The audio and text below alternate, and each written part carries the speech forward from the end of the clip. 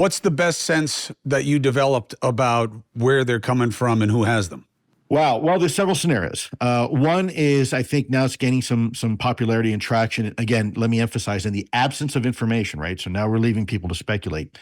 You have drones being flown at night, which is very atypical. Usually do that when you don't want people to notice you too much.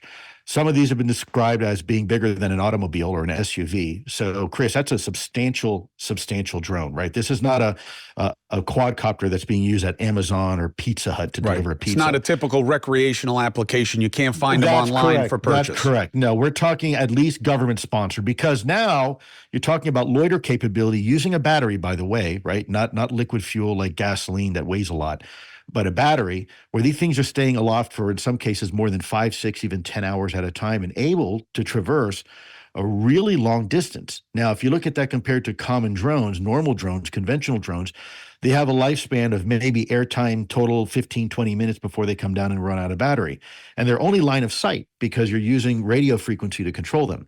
If you want to go beyond line of sight, Chris, you need to have a really sophisticated infrastructure. You need either an aircraft to bounce and relay that system, or you need a satellite. And that takes manpower, it takes money, it takes time and attention. So this would be something, either at the end of the day, I think there's only two options if they're drones.